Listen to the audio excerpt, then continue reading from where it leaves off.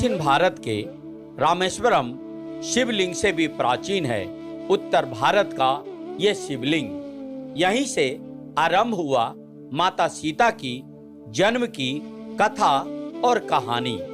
नमस्कार, आप देख रहे हैं बी न्यूज 24 और हमें अपने सहयोगी संजू गुप्ता के साथ दीपक कुमार। आज हम अपने दर्शकों के लिए लेकर आए हैं माता सीता की जन्म से लेकर विवाह तक की ऐतिहासिक कथा और कहानी।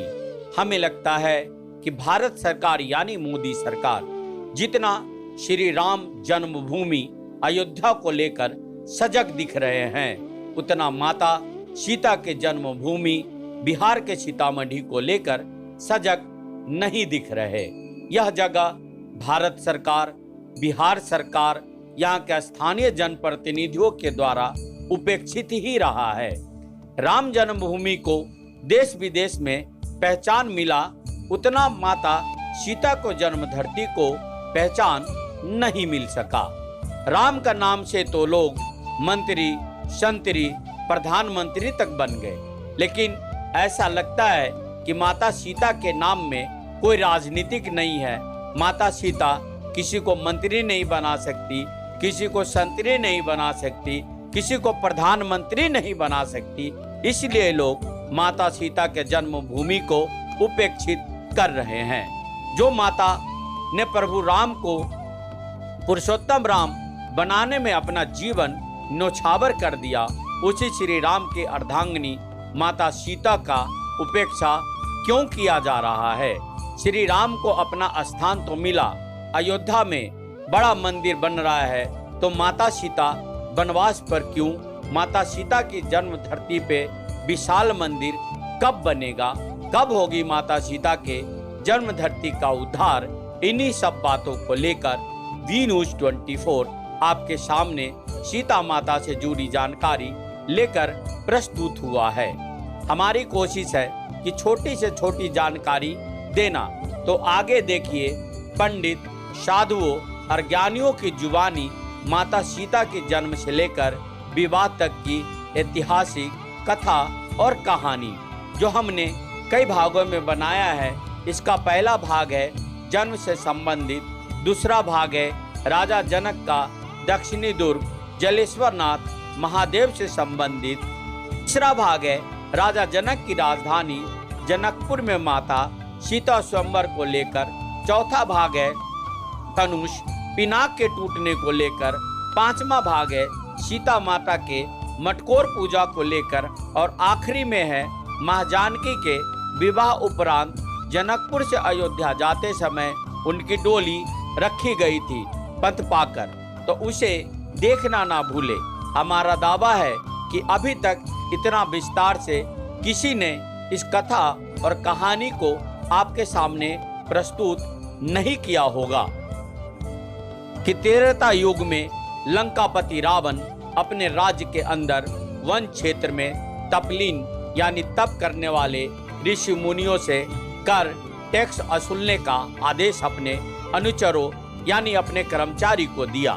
अपने स्वामी का आदेश पाकर अनुचरों ने वन में जाकर तपलीन ऋषि मुनि से कर वसूलना शुरू कर दिया। कंदमूल खाकर गुजारा करने वाले ऋषि मुनि के पास मुद्रा पैसा नहीं होने के कारण ऋषि मुनि रावण के अनुचरों को कर के रूप में अपने शरीर से रक्त निकालकर एक घड़ा मटका में रखकर ऋषि मुनि रावण के अनुचरों को कर के रूप में प्रदान करते हुए यह श्राप दिया कि इस घड़ा का मुंह खुलते ही तुम्हारे स्वामी रावण का सर्वनाश हो जाएगा। तब अनुचरों ने उस रक्त से भरा घड़ा को रावण के राज में उपस्थित करते हुए ऋषि मुनि के श्राप को कह सुनाया। तब रावण संशंकित होते हुए उस घड़ा को अपने राज सीमा के क्षेत्र से बाहर राजा जनक के देश मिथिला के अंदर पुण्यारण्य नामक जंगल में गोपनीयता यानी कि चोरी छिपी से पृथ्वी में गाड़ने का आदेश दे दिया, जिसका रामचरित्र मानस में वर्णन आया है कि शंभु सभा सुरतिवाद मझारा, प्रथम ही रही जनक जन सहारा, तेहि रिश्ते कुंभ उठावा, दूतन सो स्वय मर्म बुझावा। कहते हैं कि एक बार भगवान शिव के सभा में वेदांत यानी शास्त्रार्थ करते हुए राजा जनक से रावण बुरी तरह पराजित हो गया। उसके बाद रावण के अंदर राजा जनक के लिए प्रतिशोध की भावना उठने लगी। दुष्ट रावण ने अवसर की ताक में बैठा था। उसने देखा कि श्राप युक्त गरा जिस जगह पे रहेगा उस जगह का विनाश हो जाएगा, तो इसी बात से प्रेरित होकर उसने पुण्यारण्य नामक जंगल में, जो वर्तमान में बिहार के सीतामढ़ी के नाम से जाना जाता है, यह जंगल यह जगह नेपाल के नजदीक है, उसी जगह पर अपने अनुचरों के द्वारा गुपचुप तरीके से घड़ा को जमीन के अंदर पर 12 वर्षों तक पानी की एक बूंद नहीं गिरा। मिथिलावासी में त्राही त्राही मच गई। लोग अन्न पानी के अभाव में दम तोड़ने लगे। सब जीव जंतु व्याकुल हो उठे। बाग बगीचा मुरझाने लगे। उनकी सुंदरता सूरज के प्रचंड किरणों के साथ खत्म होने लगी। लोग मरने लगे। मिथिलावासियों को निरंतर 12 वर्षों तक पानी के एक बूंद के लिए भी तरसना पड़ा था। उस समय मिथिला में महाराज नेमी के वंशज हस्वरोमा के पुत्र शिरध्वज राज करते थे, जिन्हें जनक और वैदेही की उपाधि मिली थी। रामचरितमानस में वर्णन आया है कि जासुराज प्रिय प्रजा दुखारी, सो निरप अवश्य नरक अधिकारी, अर्थात जिसके राज में जनता दुखी रहती है वह राजा अवश्य घोर नरक के भोगने वाला होता है। नारकीय यातनाएं प्राप्ति के सिवा उन्हें कुछ हाथ नहीं आता। प्रजा के सुख दुख पर ही राजा का सुख दुख निर्भर रहता है। ऐसे विकट परिस्थिति में राजश्री जनक जी ने अपने राज के विद्वानों, मनीषियों एवं ज्योतिषियों की आपातकालीन सभा बुलाकर भीषण अकाल की विभीषिका से त्राण यानी छुटकारा पाने का उपाय पर विचार किया था। पवित्र गीता की कथन है कि अज्ञात भवति प्रयत्ना पर्यनन्या अनासंभवा, अर्थात यज्ञ से वर्षा होती है, वर्षा से अन्न उत्पन्न होती है। इन्हीं बातों से प्रभावित होकर सर्वसम्मान निर्णय लिया गया कि जनक जी महाराज को हलेष्टि यज्ञ करना चाहिए तथा स्वयं उन्हें जमीन में हल जोतना चाहिए। इसके नियमित शोध के आधार पर उपयुक्त स्थान का चयन किया गया। इस स्थल का यज्ञ हेतु चयन इसलिए भी किया गया कि इस स्थान पर भगवान शिव ने परशुराम को शस्त्र विद्या की शिक्षा दिए थे। यह स्थल आज हलेश्वर स्थान फतेहपुर गिरमसानी के नाम से प्रसिद्ध है। विष्णु पुराण में अंकित श्लोक से यह स्पष्ट हो जाता है कि महाराज शिरध्वज जनक रानी सुनैना सहित 88,000 ऋषि मुनि के साथ अपने दुर्ग जलेश्वर नाथ से पश्चिम भाग में 3 योजन के बाद हलेष्टि अर्थात वर्तमान हलेश्वर स्थान पर पधारे थे। ये भी जगह बिहार के सीतामढ़ी जिले में है, जो शहर से मात्र 6 किलोमीटर की दूरी पर स्थित है। दुर्गा पश्चिमता भाग योजने त्रियातपरा यज्ञ स्थल नरेंद्र रथ यात्रा नांगल पद्धतो, अर्थात किले का पश्चिमी भाग 3 योजन आगे है। बता दे कि वैदिक काल में मापने की इकाई को योजन कहते थे। ये योजन का 12 किलोमीटर होता, यानी कि अभी का वो 36 किलोमीटर हुआ। तो जलेश्वर से 36 किलोमीटर दूर हलेश्वर नाथ पर आकर के राजा जनक ने पूरी विधि विधान से यज्ञ इस स्थान पर शिवलिंग स्थापना कर किए। इस अवसर पर भगवान शिव पार्वती स्वयं प्रकट हुए। इसका प्रमाण यह है कि विदेह राजा जनक जी ने शिव जी के सभा में शास्त्रार्थ में रावण को पराजित किया था। महर्षि जनक जी ने स्वर्ण निमित्त हल से जमीन जोतनी आरंभ की थी। हल जोतने के क्रम में बाबा हलेश्वर नाथ के असीम कृपा से यहाँ से तकरीबन 6 किलोमीटर दक्षिण पुनौरा में एक बड़े से घड़े से जगत जननी माँ धरती से 7 सखी सिंहासन दीप के साथ और 8वीं माता सीता धरती से प्रकट हुई। माता सीता को लक्ष्मी का अवतार भी माना जाता है। 7 सखी सिंहासन फिर धरती में विलुप्त हो गई। आखिरी में माता जानकी बची। उसके बाद आकाश से फूलों की वर्षा हुई। राजा जनक ने बच्ची का नाम जानकी दिया तो राजा जनक की पत्नी माता सुनैना ने उनको किशोरी नाम दिया। माता सीता को जानकी, जनका, तमजा अथवा जनक सूता भी कहते हैं।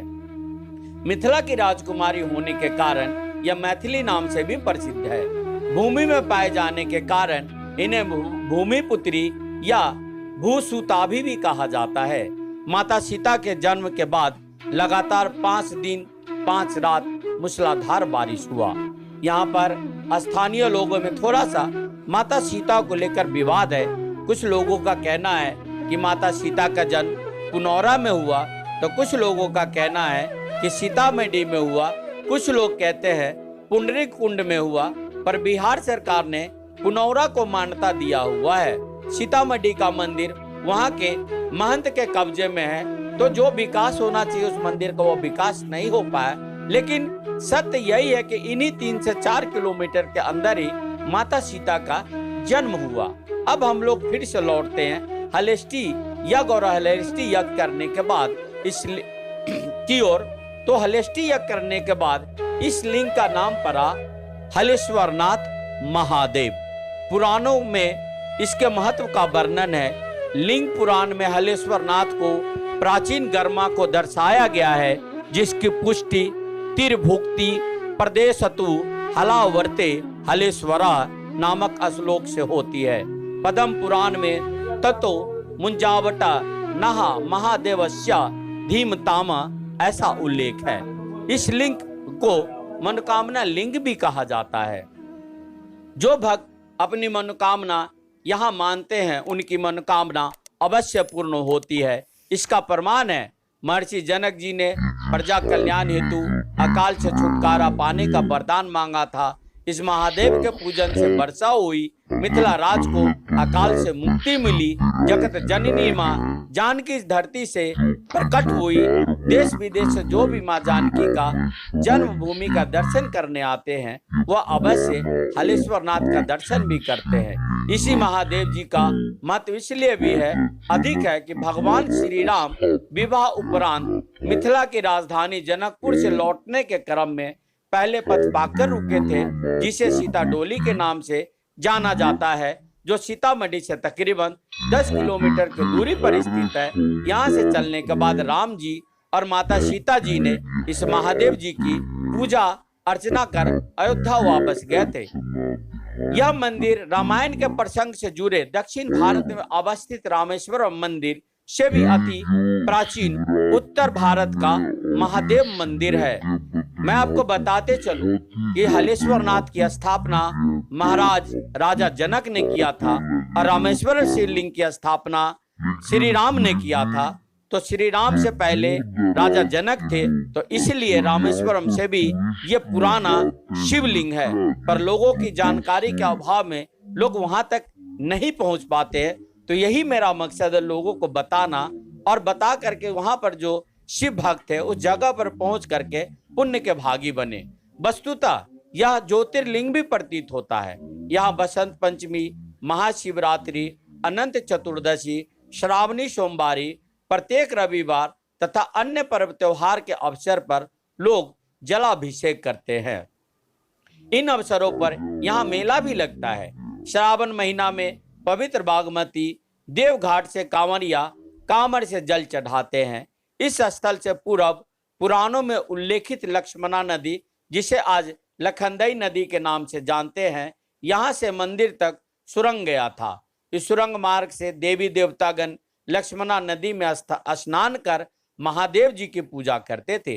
वर्तमान समय में बिहार धार्मिक न्यास परिषद पटना से निबंध यह मंदिर उप विकास आयुक्त मंदिर की अध्यक्षता में श्री हलेश्वरनाथ महादेव मंदिर न्यास समिति फतेहपुर गिरमशानी सीतामढ़ी द्वारा संचालित है। तो आइए आगे चलते हैं, आपको सीता माता की कहानी की ओर लेकर चलते हैं, उनके जगह के महत्व के बारे में बताते हैं। तो चलिए आइए मेरे साथ चलते हैं सीता माता की जीवनी और कथा कहानी की ओर। अगर आप ये वीडियो YouTube पर देख रहे हैं तो हमारे चैनल को सब्सक्राइब करें और बेल आइकन को दबाना ना भूलें। अगर आप Facebook पर ये वीडियो देख रहे हैं तो हमारे पेज को लाइक करें।